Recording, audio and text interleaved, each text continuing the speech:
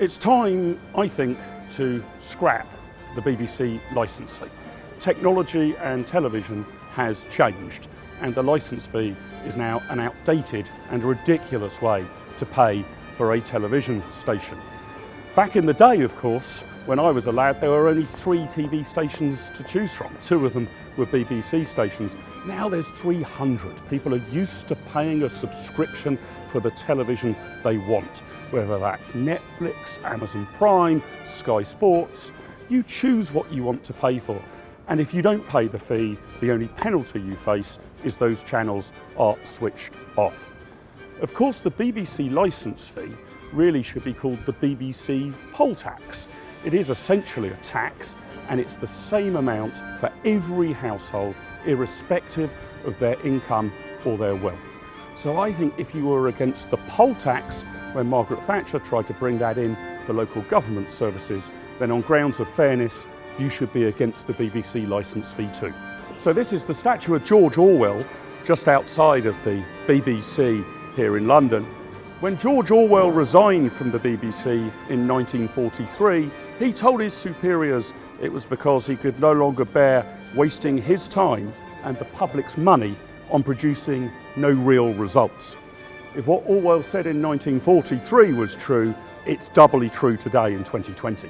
If the BBC is going to actually survive and thrive in the future, I think it's in the corporation's own interests to scrap the licence fee. It can't really charge much more than £157.50 a year. It's just too controversial to put that figure up.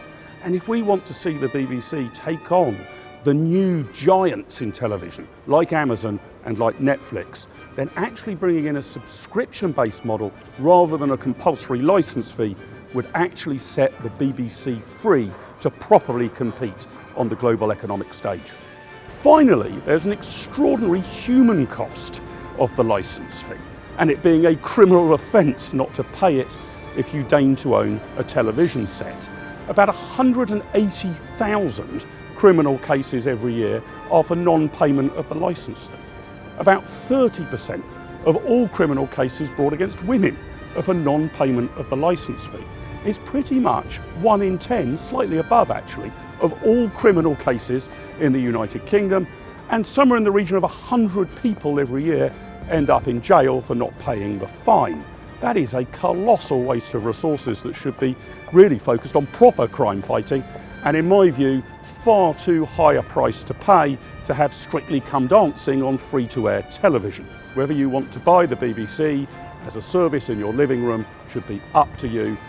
You should buy it just like you buy any other television product, and in this day and age, making it compulsory to buy certain television stations is about as bizarre and crazy as making it compulsory to buy any particular newspaper.